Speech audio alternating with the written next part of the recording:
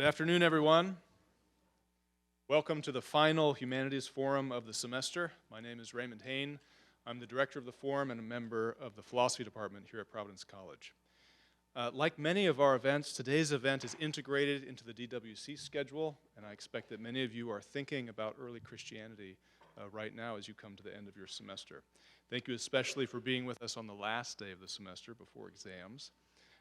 And let me especially remind you too, afterwards, as usual, we'll have a reception in the great room just down the hall. Please come and join us to continue the conversation. Now, if you would, please welcome to the podium my colleague, Jim Janicek, who's a member of the Art and Art History Department here at PC, to introduce our distinguished guests.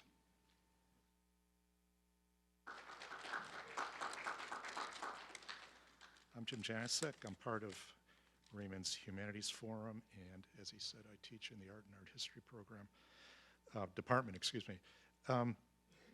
You know from the message that we sent to the campus that Dr. Jensen is widely published and has a number of opinions on early Christian art and iconography.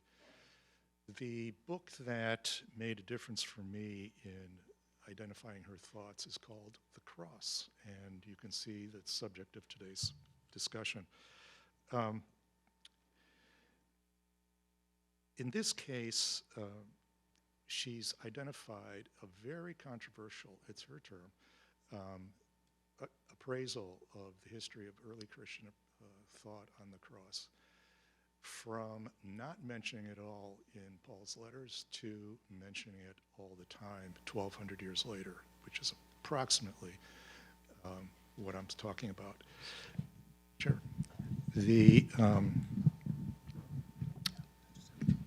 That's all right. So what we're talking about here is a visual history, because she's very literate visually and textually, and what she has identified is not necessarily a conflict, but a tension between how things are viewed and how things are written. And I really found this book especially interesting. I want to make just a final note before Dr. Jensen begins her speech, her talk with us. And that is, what I detected in her writing is what you might call a working definition of creativity. She identified a problem, she did her research, she investigated it, and she came up with something that is special to herself, a new worldview. And that, to me, is an especially distinguishing way to write. So I'm looking forward to a lively conversational discussion. And without further ado, I welcome Dr. Robin Jensen.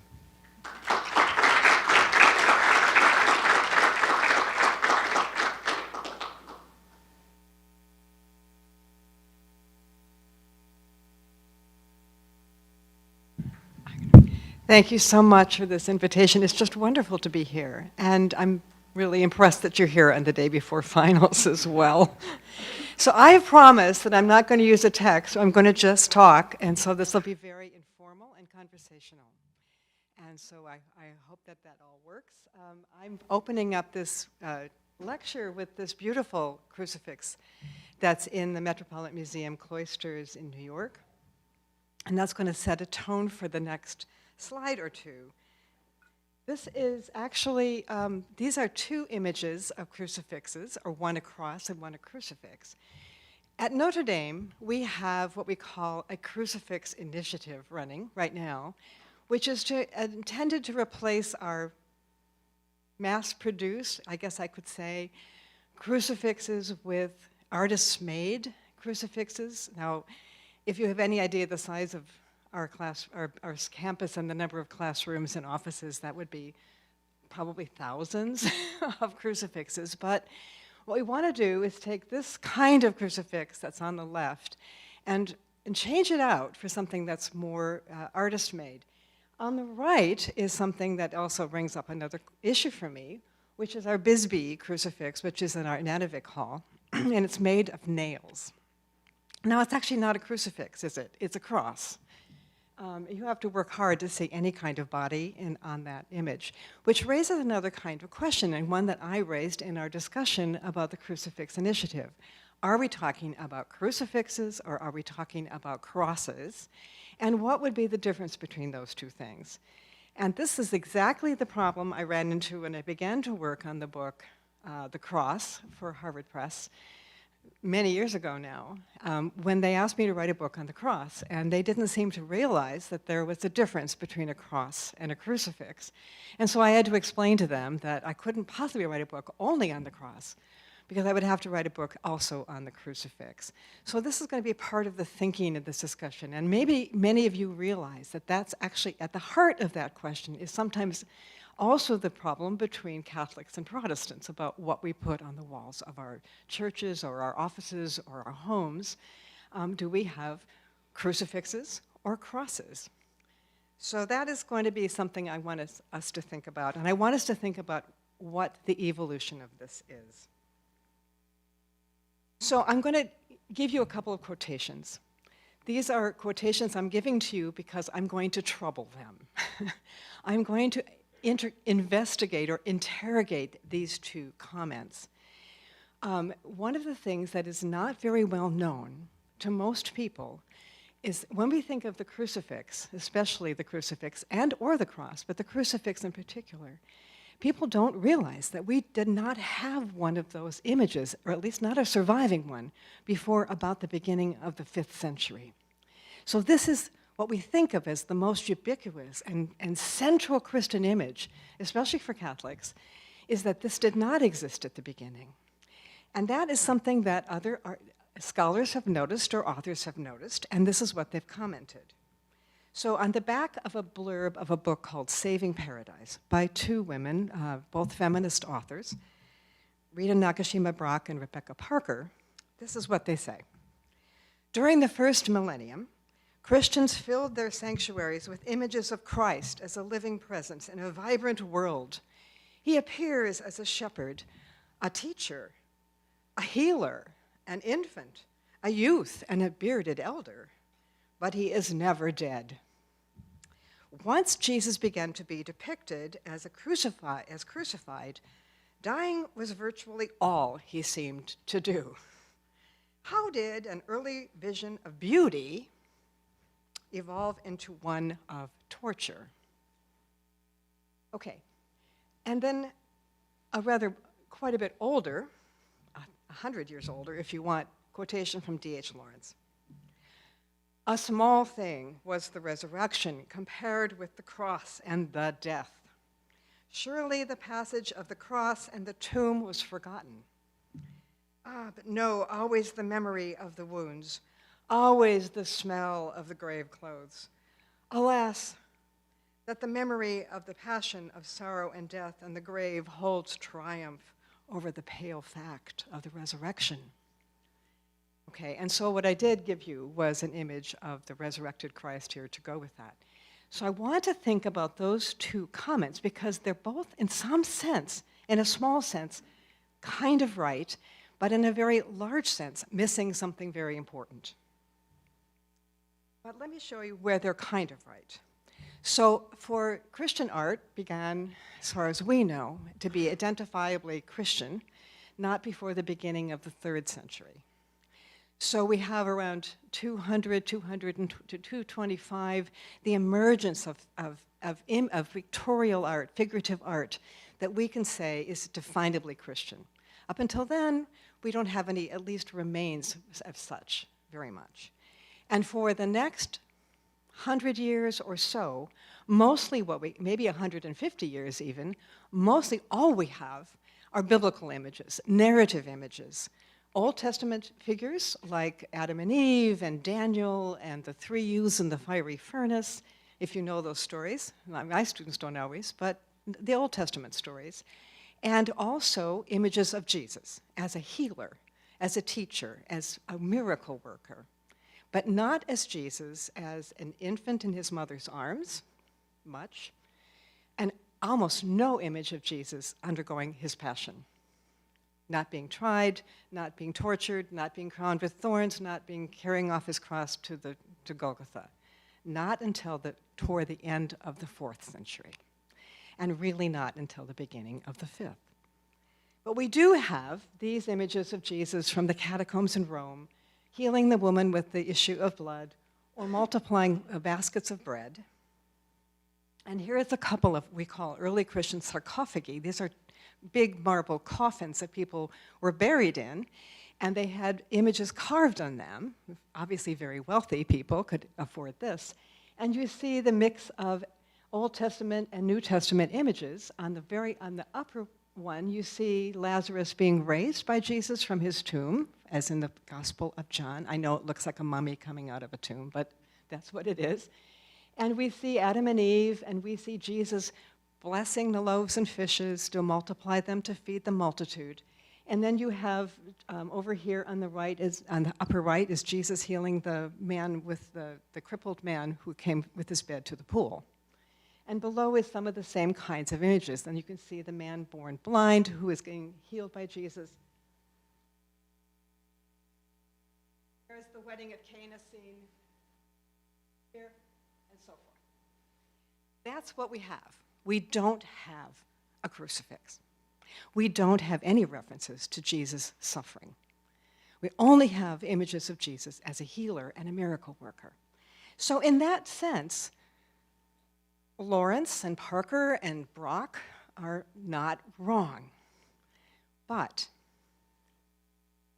we do have some crosses, and they come up pretty early. They may be even 3rd century.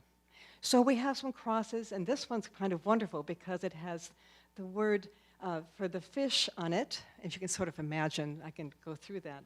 But we have that ring.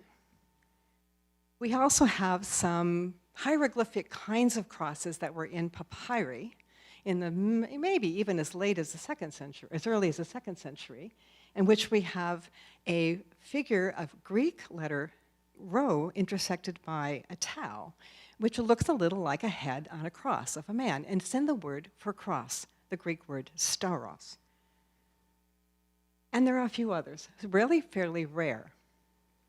But we also have this wonderful, and I want you to see something like this again in a minute. This is an anchor that's hooking 2 fish. And the anchor is in some ways a cross. It may be an early cross symbol, a cross reference. And finally, we have a few, very rare, about as many as about 4 or 5 images of crucifixion also on gems. Now, we're not absolutely certain of the date of these. They're probably 3rd, but I think they may be later. They could be 4th century. And they tend to be, we're not even sure they're Christian altogether. But this one probably is.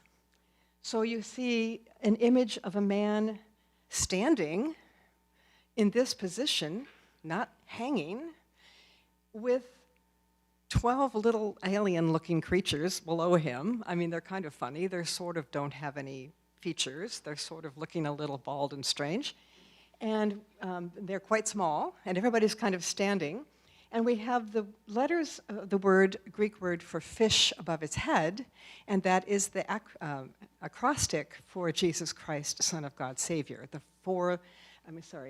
5 letters that make up that word for fish, but it is actually an acrostic that is all the titles of Jesus. So that probably is some little handful of images that we have of crosses and maybe crucifixion scenes before the 5th century. And then we get this one. So this is a very small, I tried to give you in inches the dimensions of this object, of each panel. It's 4 little ivory plaques, about this big, and it made the sides of a reliquary box, possibly a box to hold the consecrated Eucharist, possibly the relics of a saint. And it's now in the British Museum. Probably came from Rome, maybe Milan. And it has these 4 scenes. And this is the oldest surviving example of a crucifix we have, and it's dated to around 420 to 430, okay? Think how long that took, and think how small this is, but also look at how wonderful it is. So on the upper left, you see Jesus carrying a cross away from Pilate, who's washing his hands. And you see also Peter in his denial. So it's a mixing of those two narratives from the story of Jesus' passion. And there's the maidservant accusing Peter of being a friend of Jesus with the rooster and so forth. And you get that whole scene. And then down below it is the first scene that we have of the crucifixion. I'll come back to that in a minute. On the upper right is the earliest example I believe we have of the resurrection. There is the empty tomb. And below that one, on the lower right, is the scene of the doubting Thomas. So it's a post-resurrection image. They're gorgeous, small ivories. But here is our oldest crucifix scene. And this one is pretty amazing because if you look at it carefully, you see Jesus is not suffering. He's not dying. He's not even being tortured, except that the figure on the right would have been holding a spear that got broken off and reaching into his side to plunge the spear. But this Jesus is robust. He's alive. His eyes are open on the cross. He's practically jumping off of it. And he's looking straight out. He's not showing any signs of grief. He does have nails in his hands holding him on that cross. He's elevated from it. And the mother of Jesus, the Virgin Mary, and the beloved disciple are below. And then creating a wonderful contrast with this living Jesus on the cross is the dead Judas hanging from the tree. And Judas is hanging, his feet are dangling, and below his feet you can see the bag of money spilling out. And it looks as if also coming out of that bag of money is a serpent. That's kind of wonderful. So we have possibly an echo of the story of Adam and Eve in there as well. Above Jesus' head, of course, is the title, the King of the Jews, the one that is in the Gospel of Matthew, I think is given by Pilate, but it's given all together as the accusation of what he claimed to be. So the next one we have, just a little after that, and then nothing again until a middle of the 6th century, so it takes 100 years before we get more, is this one, and this is in a quite small, also, small wooden panel on the door of a basilica in Rome. It's actually a Dominican church. I'm looking over here at my friends. You know, it's the Santa Sabina in Rome. And on the door, in the wooden door, there's a beautiful panel of the crucifixion, which is up in the upper right, and you have to work very hard to get a look at it and work even harder to get a good photo of it, which is sort of why this is not so great. This is my photo. But I often used to laugh. I used to teach in Nashville, Tennessee. And I used to say, this looks a little like the line dance at the Crazy Horse Saloon to me. Because these guys are sort of like, they're doing this kind of like sidestep, anyway. There's not much suffering going on here either. We probably have Jesus and the two thieves. But nobody is hanging, nobody is sagging, nobody is suffering in this image. So, what does all this mean? Sometime in the middle of the 4th century, we get, actually, our first clearly Christian cross. And this is the one I would point to. This is Jesus holding a cross, and if you look at it carefully, you'll notice that cross has gems on it. It's a gemmed cross. It's not the old rugged cross of the Methodist hymn my father used to sing. It wouldn't hold anybody's body. It's probably meant to initially to look like gold and gemmed. It's a scepter. It's a sign of his triumph. It's a sign of his conquest. And so we have Jesus holding this cross like a king would hold a scepter or a general would hold a standard in war. On the left is Peter being carried off from martyrdom. And on the right is Jesus again being brought before Pilate. Now, we can talk later about why Jesus looks the way Jesus looks. If you'll notice, it's another whole lecture. He doesn't have a beard, and he has long curly hair, and that's another story. But that is, you have to trust me, that's Jesus. And below Jesus, and those two smaller figures are Peter and Paul.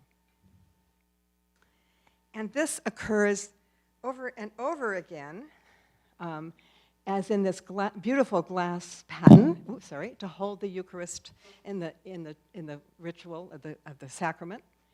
And there's a drawing of it. So we kind of get the sense of the same composition. And again, here in another sarcophagus that's in the Vatican Basilica, the crypt below the St. Peter's Basilica.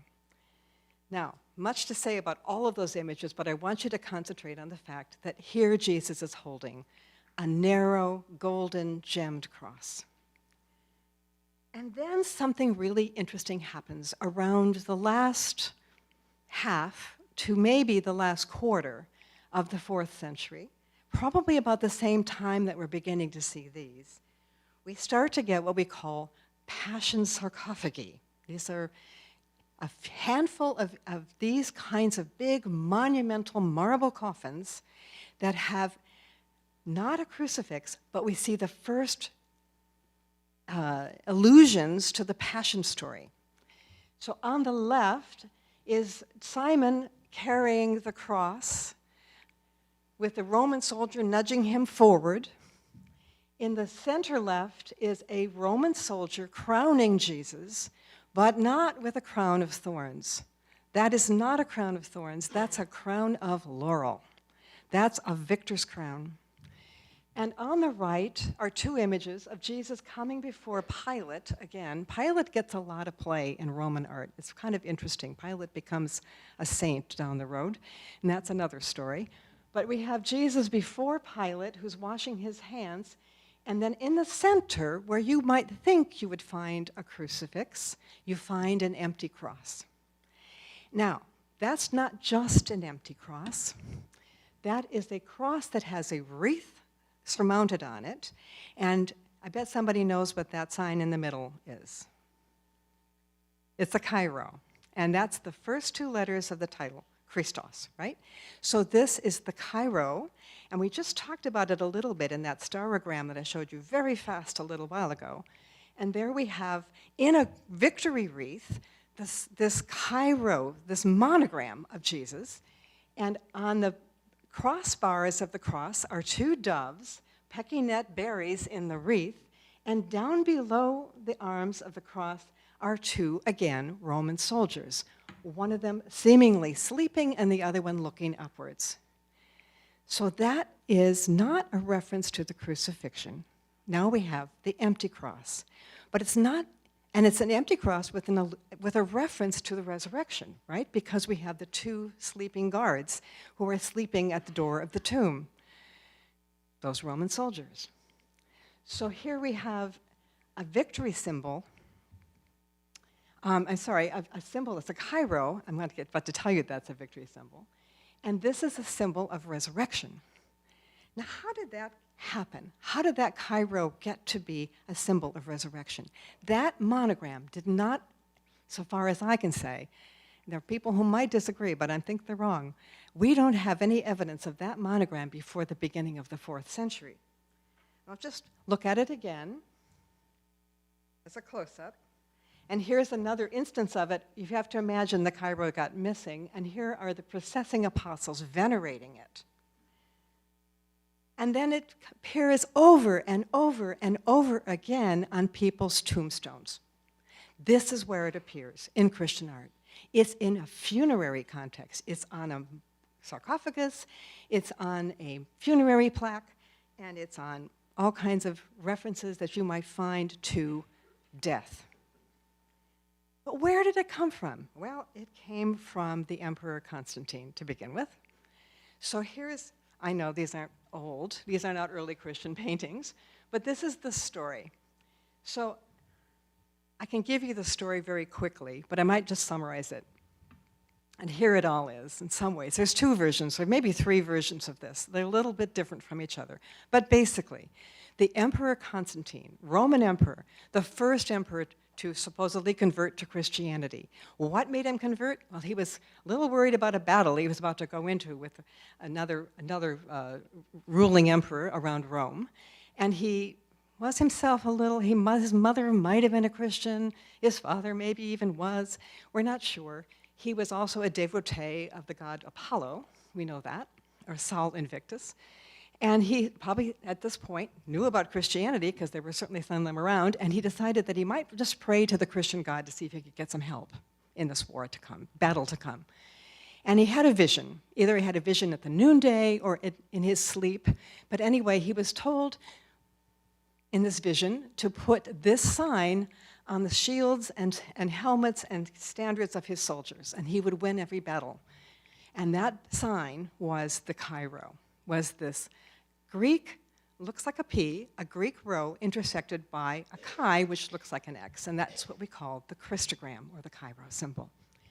Constantine put this on the shields and the helmets of his soldiers. He wore it on his own helmet, and lo and behold, he won every battle, supposedly, that he carried into with this thing. So we have this showing up everywhere on coinage of Constantine, and this is kind of wonderful. You can see it actually piercing again. The serpent, that's Constantine's head on the obverse side of a coin.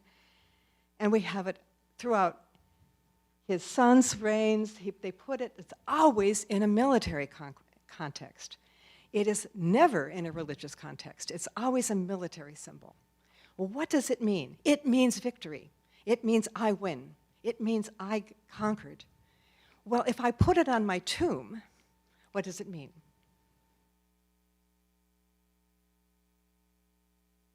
I conquered death. So now, what was a victory symbol of an emperor, a military victory symbol, becomes the symbol of Christ's conquest over death, and of course, individuals' conquest over death in the resurrection promised to the faithful. And it's a transition that's made with a cross in the middle of it. That is the early Christian understanding of what crucifixion means. It's victory. It's Christos Victor, we often say. And it comes immediately from Paul. So if we look at the New Testament epistles, even perhaps even the Gospel of John, you're going to come to this in a minute, we have so many references to the crucifixion, but not the crucifixion as something that was a punishment or a suffering, but a crucifixion that was a powerful symbol against the enemies of the faith.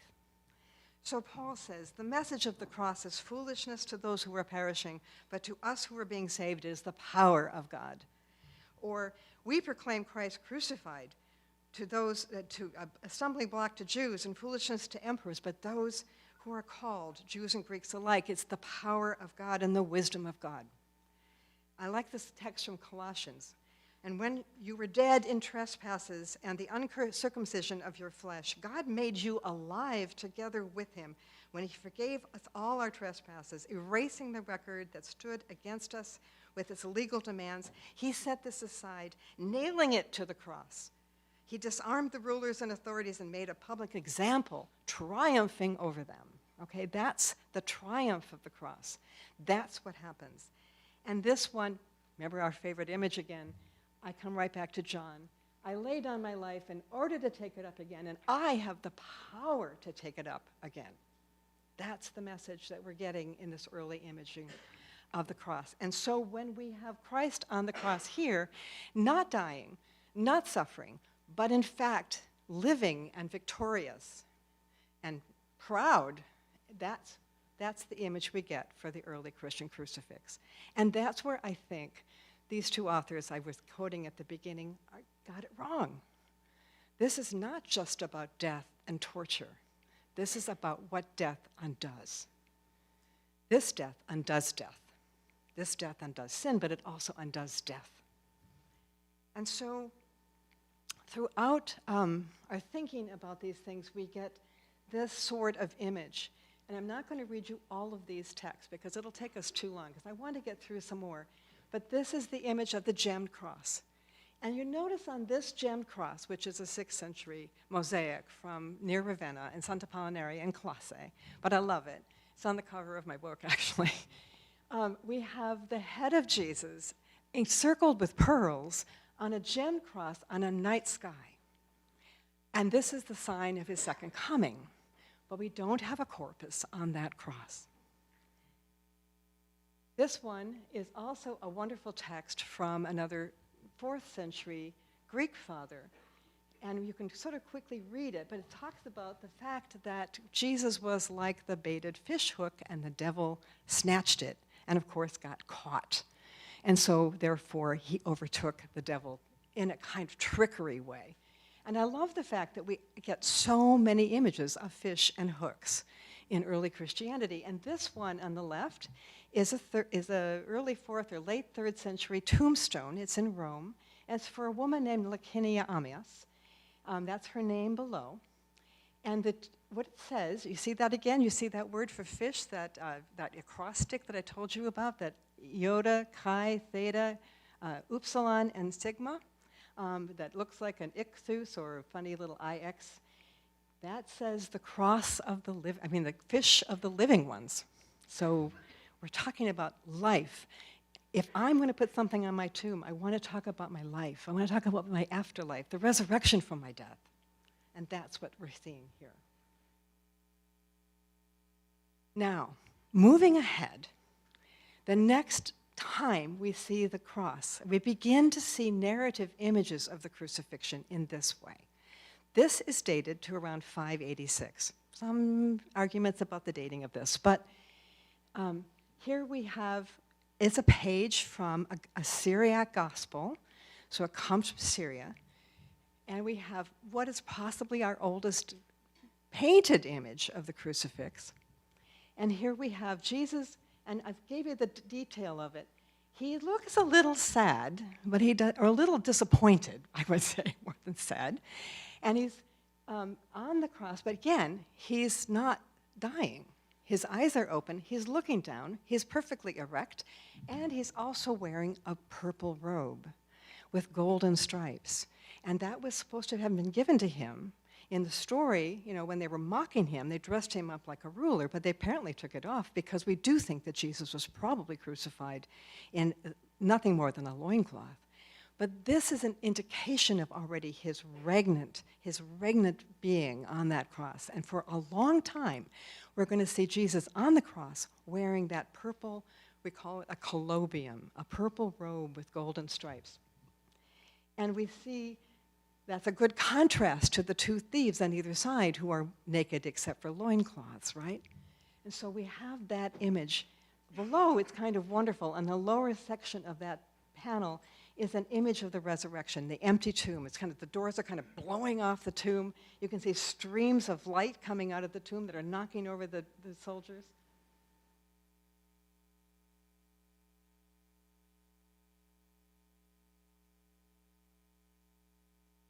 So we have the crucifixion right above the resurrection, and the crucifixion already of somebody who is not, in fact, dying. This is another reliquary box. It was something that a pilgrim brought with him or her to the Palestine on a trip and collected little stones from the areas where they visited. So these stones are labeled, and they say, well, from Bethlehem or from Jordan or from someplace.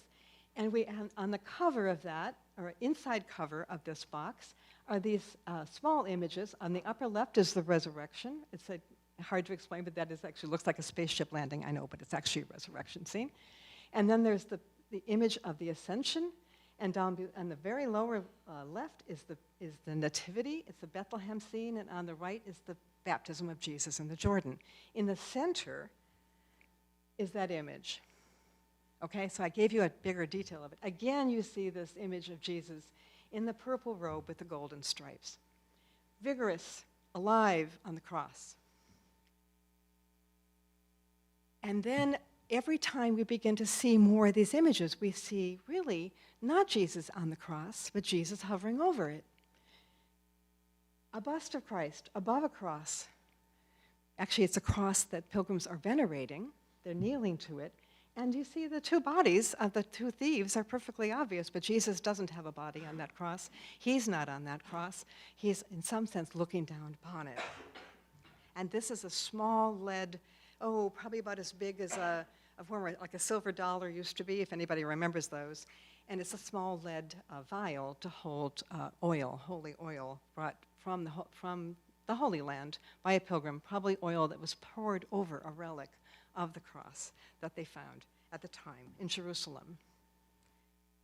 But I'm just bringing you another one. This one is from the 7th century. It's in Rome. It's in the church, small round church of Santa Stefano Rotondo. And it also, again, you see the gemmed cross of triumph with the bust of Christ hovering above it. So we don't have very much crucifixion scenes. We have something different. That this theological message of this art is about glory and triumph and conquest of death through the crucifixion. And this just continues on and on into the Middle Ages. So we have, and then we suddenly get a little bit of a change. Still have a vigorous Christ on the cross, but and it's spilling blood, but he's still, and he doesn't wear the purple collobium any longer, but he has himself looking very alive. This is the first time in Western art we have a dying Jesus on the cross. His eyes are closed, his head is down, his arms are beginning to move up, his body is sagging, you can see the distended stomach, you can begin to see the turn of the body on the cross, that little bit of torque. And this is unusual because it's so early. It is nothing like this again for quite a while. There's a miracle story about this. Apparently there was a crack in the head of this, and apparently they put a little relic of the cross in the crack, I think, and healed the crack. So as we watch the evolution of this image, I'm not going to be able to talk about what happens in the Orthodox East because it doesn't do this. This is now completely in the West. We're talking about Western early Middle Ages and into the High Middle Ages. And so, although that is from Constantinople, and this is where we're going to start to see this kind of change. Beloved disciple over there, looking rather stoical. And this would be typical of what we're going to see continuously in the Eastern iconography. In the West, we begin to see something that looks a little bit different. But this one, we have Jesus practically dancing off the cross. I find that very amusing, actually, because he's sort of looking as if he's about to jump right off. And up above is the image of Jesus' ascension, God's hand coming down in this little, he's standing on the heads of the apostles practically as he's moving up into the ascension. And there he is reigning from above, the Alpha and the Omega, the beginning and the end. If I bring you the San Damiano cross, the one that was supposed to have spoken to St. Francis, again you see the similarities. He's now not wearing the purple robe, he's now got a loincloth, and that's what it is in place. It's a bad photograph, sorry. But you sort of see this into 1200, we're still seeing this kind of scene. And gradually, we begin to see a little bit of grief on the faces of the Virgin and the beloved disciple. Not terrible, it's not disaster, and we still yet, even into that's 13th century Limoges, enameled cross, we still see a reigning king with a purple loincloth this time and a crown on a gemmed cross. So what happens? How do we get to the crucifix? Well, that we know so well, us in the West, especially in our Catholic schools. Well, this is what happens around the 10th, 11th, 12th century. It has to do with the development of effective piety. Now, I know people will tell me that it has to do with wars and plagues, but I can tell you there always were wars and plagues. So something else has to explain this. It has a little bit to do with the development of a new kind of atonement theory in the West about what crucifixion means, and that is it a payment of Christ making payment for the sins of human beings to an angry God, or I think it's more likely that has to do with the development of this kind of piety. And so I'm kind of summarizing this for you. I'm going to hurry this along. Beginning in the 11th century, prayer began to be addressed most directly to Christ, and not mostly to God or jointly to Christ and the Father. The atonement theory then shifts to making Christ the satisfaction for human sin, rather than a defeat or trickery of the devil. More importantly, I think in all of this, is devotion to Christ is a growing emphasis on the humanity of Jesus and the suffering and the passion, personal and collective. We call this effective piety. Imaginative engagement with the crucifixion, especially with the wounds and the blood of Christ and the instruments of the passion. So you see this image of this worshiping at the feet of a bleeding and wounded cross who is hanging from the tree, hanging from the tree with the scenes of the passion, the symbols of his passion all around him.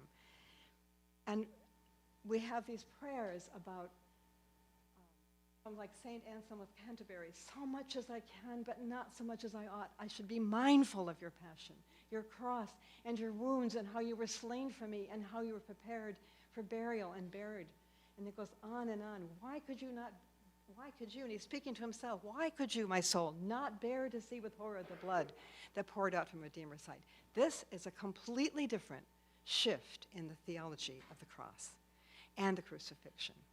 And it has everything to do with showing the Christ's love and trying to show your love back for this sacrifice.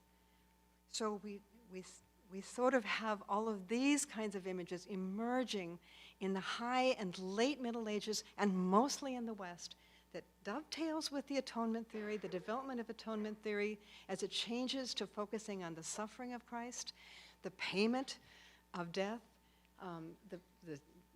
It's complicated to explain that, but also the kind of devotion to this image of the dying man. So that did not happen until that time. And these kinds of images then begin to emerge. We emphasize the wound and the various instruments of the passion. You can see them on the left, the scourge and the whip and the crown of thorns and the dice being tossed at the feet of Christ on the cross, and over here, the sadness, the wounds, the scarring, the crown of thorns. I mean, the Bible doesn't tell us that Christ wore the crown of thorns all the way to the cross. Now we see it. For the first time, we're going to see it on the body of Christ, on the cross itself. And that's going to be the change. And along with that change, we start to see the mourning family. The mourners, the gathered mourners around, the Virgin Mary sinking and swoon to the ground in suffering and grief, can hardly stand up. Have the angels above swirling around, sometimes turning somersaults in agony and fear. We have the whispering of the gathered praying Franciscans on their knees, in this image from Giotto, from the cathedral in Assisi. We start to see the rib cage. We start to see the stomach distended. And there we have again the Virgin being caught as she's about to sink in grief and pass out. Grief and to mourning all around. And I'm losing track of my time, so I'm not sure how much I should keep going. But I'm going to go just a few more slides, and we'll stop. So we get these wonderful texts from people like Julian of Norwich, who concentrates in her deathbed and her sickbed on the bleeding of Christ and trying to identify with it in her own body. And then this kind of the devotee looking upon the Christ who's not only carrying now his own cross and wearing his crown of thorns, but displaying his wound and showing it to you. Do as you look upon this. And if you look upon this, there's all kinds of new things that happen with indulgences that enough looking on this, enough prayers, you can actually start to work your way out of purgatory in time. So this is all a huge development, all the way to the end. At the time we get to almost to the beginning of the 16th century, early 16th century, and we have this very famous painting, which was put in a hospital was in Germany, but it's now in Colmar, France, called the Eisenheim altarpiece. This is the center of a very complex altarpiece in which people who were themselves suffering from an illness which made their bodies break out in sores, it was a deadly illness, it was uncurable, could look upon a Christ suffering in somewhat the same way. And that was intended to give them consolation, perhaps even hope, but also identifying that God was a sufferer with them. God understood their suffering, and so having undergone something like it. And then everything changes again. in a little way, in a certain way. So in the 16th and 17th centuries, we see yet another evolution. And we return to an image which I would call a return to the glorious Christ on the cross. He's still shown as dead, and sometimes even as dying, but the emphasis is on his human beauty rather than his human suffering. It's a sign of his divinity. The wounds and the blood of late medieval passion images are starting to disappear, and what we get instead is this heroic and graceful and brightly colored, triumphant kind of images of Christ. And I'll show you some just to give you the sense of what I'm talking about. So there we are. We see this image of Christ on the cross. He's no longer bleeding and suffering in the same way. He's living again on the cross, and very often he's looking up and not down. His head is not sunk in his chest. His body is not distorted. Well, that's a little distorted only because of the style we call mannerist here in some ways. But this is an image of beauty, of emphasizing Christ as this heroic figure. And I wanted to give you that so you got a sense of the scale of that painting. I have this, give you how large that is. It's hard to, when a slide comes up, to have a student understand anything about how big these things, or how small they might be. And then we get to Peter Paul Rubens. Finally, the quintessential Catholic Reformation painter. And there we have the heroic Christ. I mean, there is a buff Jesus, if there ever was one, conquering everything.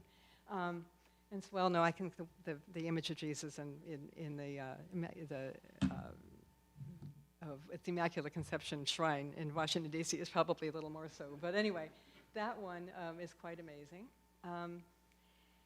And we also get this image of Christ being elevated up on the cross from Rubens as well.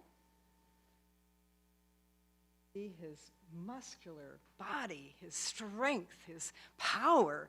He's not in any way weak or dying or suffering.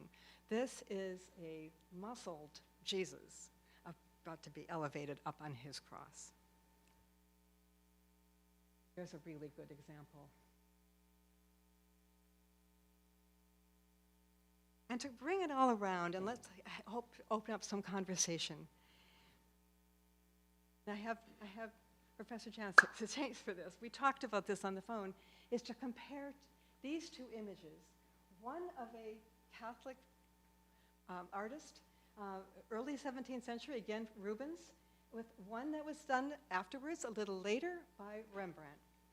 And Rembrandt is not exactly a Protestant. We don't exactly know what his religious commitments were. As far as we know, he might not have had any, but he painted a lot of beautiful religious images.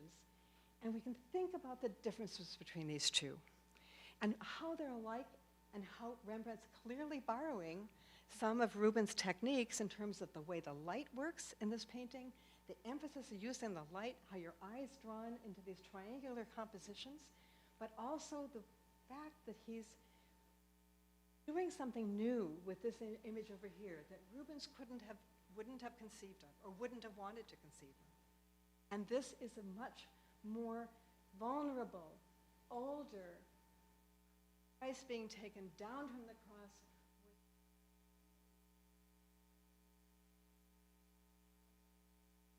Recipient, possibly here in this case, one of his disciples, that's probably Joseph of Arimathea, standing on the left in the turban.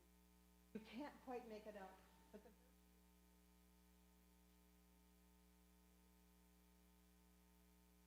she's still standing on her own 2 feet. And there's lots of reasons why Rubens painted the Virgin that way, and Rembrandt would have painted it this way. But this is where I want to stop and see if I can open up some conversation. Maybe you see things in this that you'd like to point out and share. So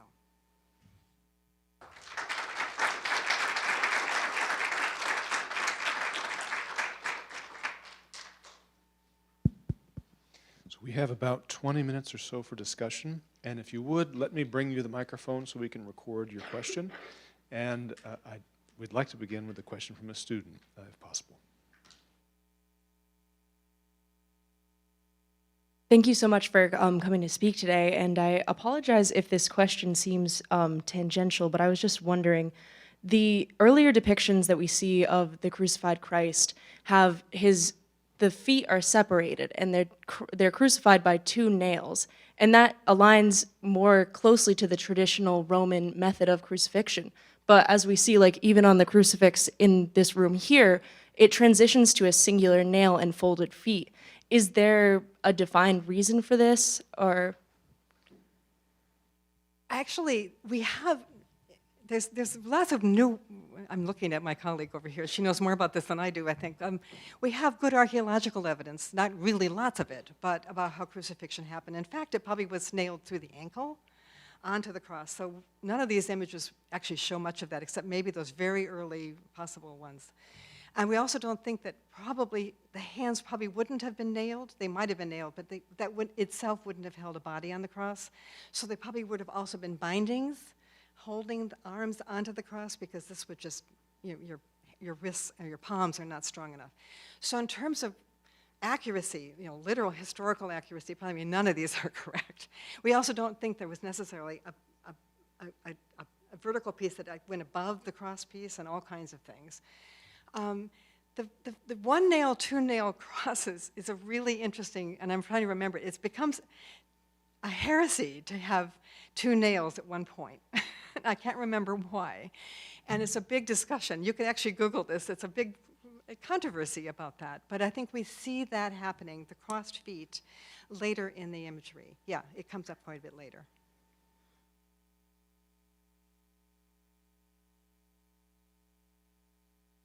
I should say it's only in the Gospel of John that the nails are even described, and that's only in the story of the Doubting Thomas. Thank you so much. There's a mosaic in Ravenna that I really am struck by, and it's kind of Christ, and he looks like a Roman emperor, and he's victoriously holding the cross over his shoulder like yeah. And I'm fascinated by that depiction, but I'm equally fascinated by how that same sort of scene is represented in other places. There's a Stuttgart Psalter from around 820 that has almost the same scene except in contemporary dress. And he's standing, one foot is on top of a lion, the other's on top of a serpent. And then in the Dream of the Rood, or that contains part of the poem. Sorry, this is breaking up. Question has to do with how these sort of iconographical depictions, how do they travel? Would someone have gone and seen that and then written down instructions? What do we know about how these patterns travel over time, over geography? The image that you are describing in Ravenna, there's actually 2 of them that I can think of. One is a very famous mosaic, much restored, but we can trust it, I think, pretty well, of Jesus dressed in military garb. So he's a soldier, or a general maybe, and he's wearing the breastplate and I forget what you call the little tunicky things, the lappets on it, and boots. And he's got a cross over his shoulders, and he's stomping on a lion, or what is probably a basilisk or something, and a serpent or something. And it's from a psalm. And I forget what psalm it is. Somebody can help me. Anyway, yeah. Well, and he's got I am the way, the truth, and the life on his hands, but it's the I will trample on the adder and the basilisk and so forth. So it's a reference to that again, the kind of victory of the Messiah. And there's also a version of that in stucco in the Orthodox baptistry as well. And you see versions of it into the Middle Ages. I almost brought you that image because I was trying to think of that. And there's one where he's actually in the Middle Ages where he's actually taking the cross and he's banging the devil on the head with it. So I don't know how much they travel. I mean, I think you could think about that as a kind of military image. Christus militans is what it's often called. But it's often also an image of triumph. And something else you asked about, and now I'm forgetting. The Dream of the Rood. Yeah. Well, the Dream of the Rood is completely unique, I think, in some ways, because it's an Irish hero. But the hero of that story is also, of course, Christ, but it's also the cross itself. And so it's a great text, and I hope that somebody will read it along there in some of the early English classes. But if you know the text, the cross tells its side of the story, and it tells about the young hero climbing up,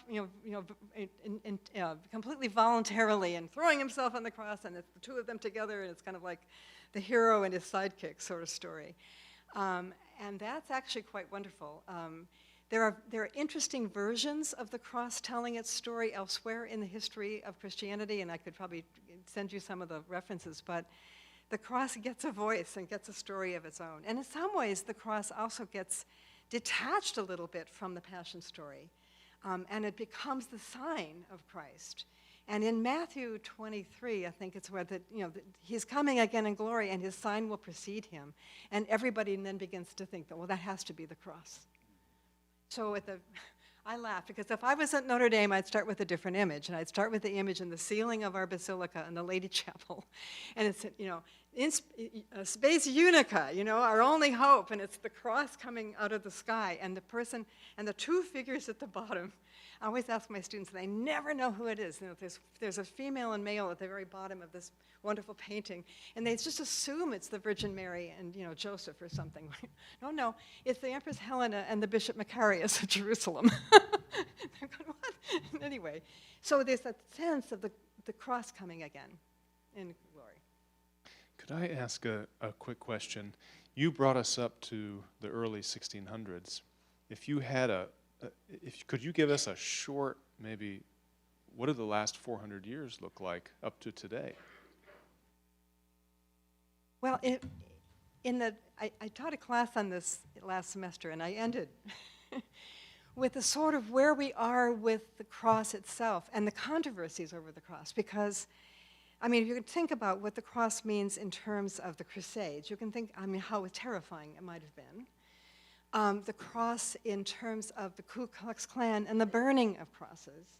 We talked about the cross in China and the controversies over the cross. I opened the book with the story of the cross at Ground Zero. There's this two girders that were intersected that were left in the rubble of the World Trade Tower buildings, and is now in the museum, and there was a lot of controversy about that in a public museum. So I think it's much more complicated. African Americans thinking about the cross and the lynching tree, James Cone's book. And then, we even have some instances of women on the cross. So there's cases of Krista and Christina and some others of her sisters on the cross, a feminist commentary on the suffering and abuse of women, perhaps. And sometimes that complicates the story even more about what the cross is trying to tell us and what the scene of the crucifixion. So in the last 200 years, it's kind of all over the map. And I think also with what I find very interesting is having grown up in a Protestant household, the evolution of hymnody, which emphasizes the blood and the cross, but a kind of, reticence about having an image of it. So you can have it in words. You can sing about the old rugged cross. You can sing about there's power in the blood. You can do all of this stuff, but you don't make an image of it in the same way. And the argument is always, you don't want to leave him on the cross. You need to get him off the cross because we want to go right to the resurrection. We want to skip past Good Friday as fast as possible and get right to Easter Sunday. And that's where we, as Protestants and Catholics, have to talk about why we do this differently and what it means to us to have the crucifix, not just the empty cross.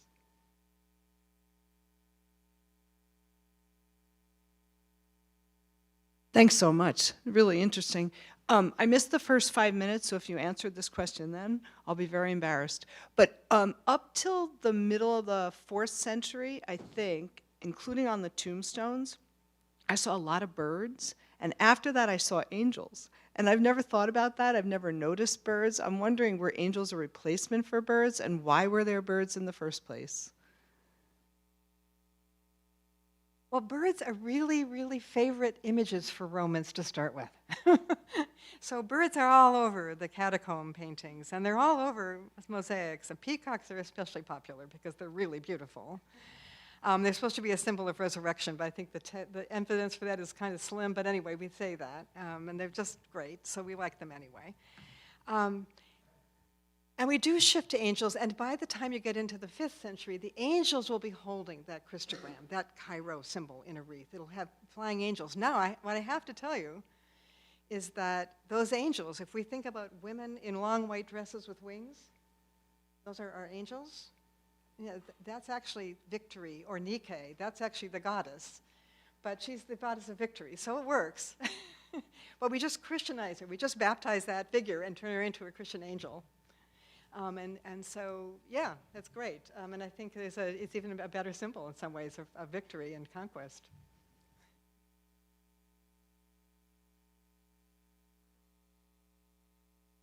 Thanks. Thank you very much. I I have two questions which I think are united in their root in a way. So one of the interesting things that you pointed out was the emergence of this wreathed Cairo after Constantine. And it seems like it's one of the things that it's doing is it's a symbol of, it's kind of an imperial legitimation symbol.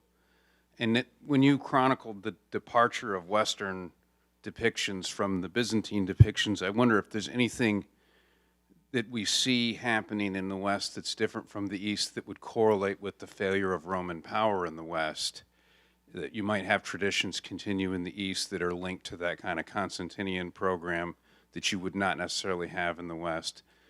And then with respect to the other piece that was so interesting, the suffering Christ depiction, which you related both to a movement in devotion and also to a kind of a theological shift in soteriology or atonement theory.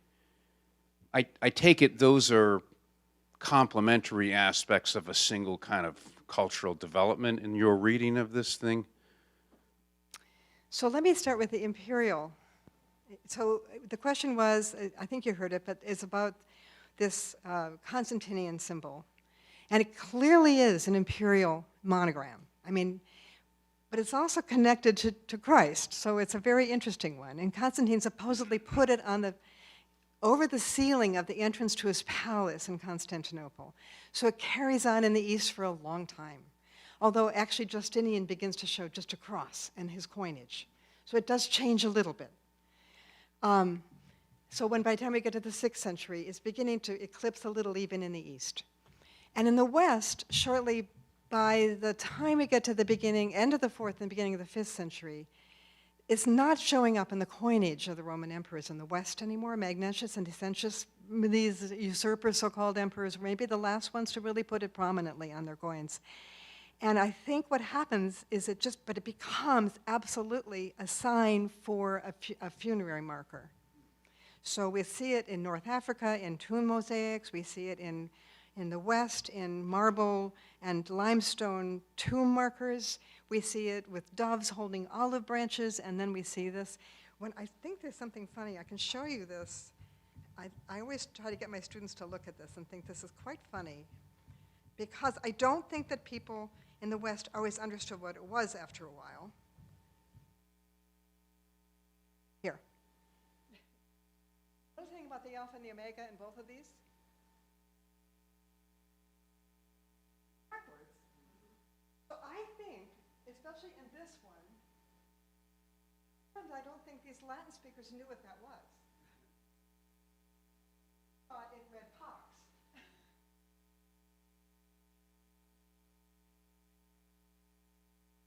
So I think it loses its imperial valence in the West pretty a little longer. And the second question you asked, and I'm forgetting, synergy between there's a lot of synergy between the atonement theory and this devotional practice, but there's also a distinction. And I think I'm feeling very strongly more and more all the time about that, because you'd find the same thing in Abelard that you'd find in Anselm. So you can have different atonement theories in that medieval West. They both emphasize the love of Christ on the cross and our our salvation by returning that love. And Julian of Norwich, I don't think is working with an atonement theory so much as a personal effective piety. So I do think they're connected, but I don't want to make them completely overlapping. And it'd be so hard to explain various atonement theories in the West. I decided not to try to do it in this lecture, but it really is something for my students at Notre Dame who are not theology majors. They don't know that there are other atonement theories. They've only ever heard one. And so I'm trying to introduce them to all of these others. And I think as a teacher of this theology, I find it really works beautifully to use this iconography to help them to see it.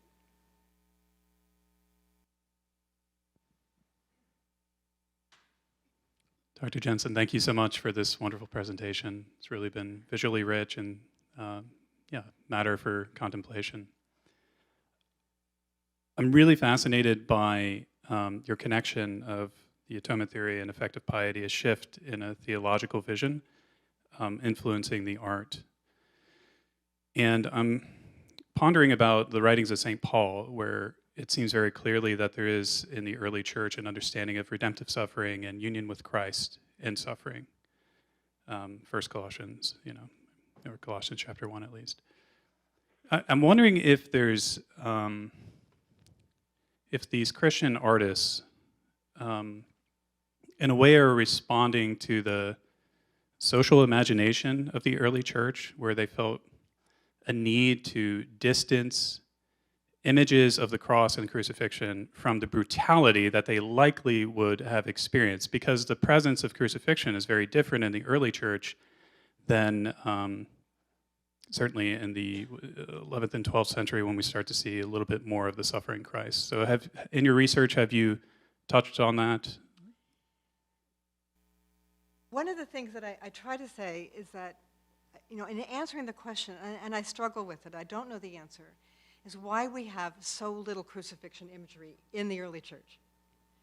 I don't have an adequate answer for that, and because it's not missing in the text. I mean, it's all over the writings. And clearly people were, we had Good Fridays before we had Easter Sunday as a liturgy, right? So, in fact, I was laughing and thinking, this should be Good Friday and not Advent. But anyway, so I think it's not about, and Christians were not constantly persecuted, and they also lived in a world of violent games and also sorts of glorification of brutality. We have a little bit of crucifixion imagery that's not Christian, very few graffiti and those kinds of things. But I think it might have been, well, one simple answer I don't know if I like is that there was no model for it. You can't make something in art until you have a model for it. Well, we do it all the time. We always make the first one, but there wasn't quite a model for it, or people didn't like to see something like it. They certainly weren't reticent about talking about it. So it doesn't quite, this is where a text and art disconnect for me. I'm not sure if this is an answer to your question, but it's a social world in which for Romans to be subjected to a humiliating death like crucifixion was a terrible scandal and shame. It was a shaming thing. And for Christians to lionize this, it sort of turns the whole thing over. But Paul's already saying that. So I'm thinking about how clear it is already in Paul that this is an overturning of your expectations. And it's a scandal and a stumbling block.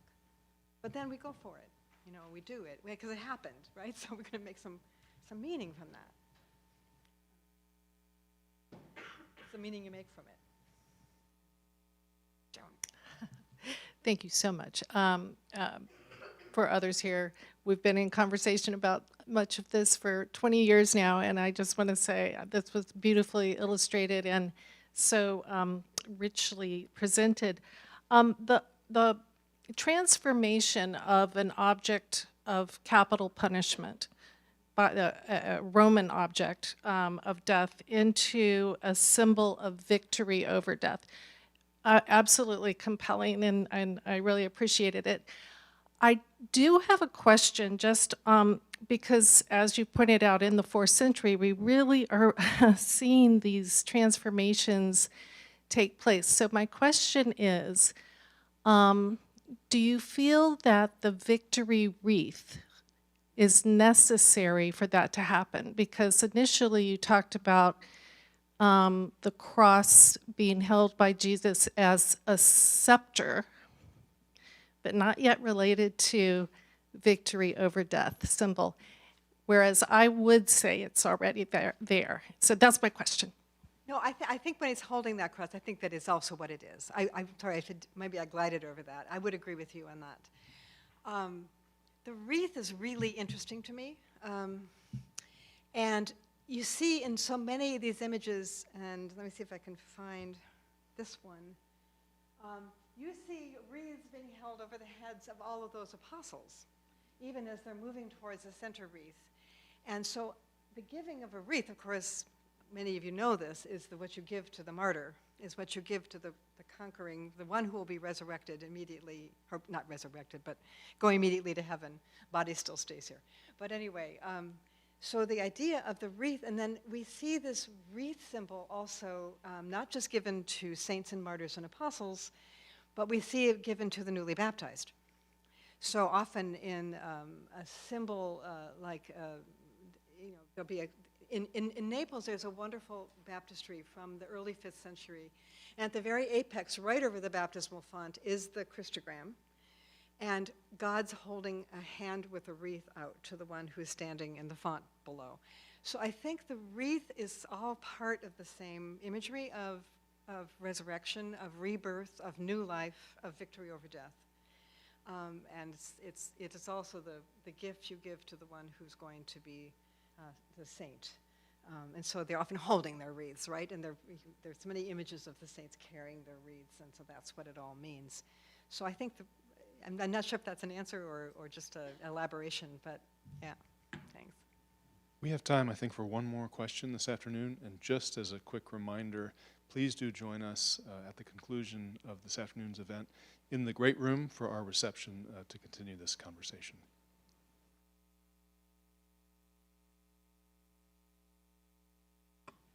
Thank you so much, Doctor, for joining us today.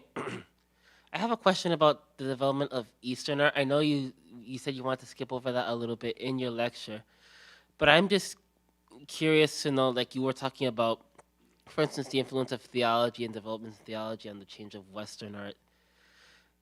And then also I'd imagine certain historical events, like how has Eastern art developed and differentiated itself over these past, I think you made the cutoff point around the year 1000.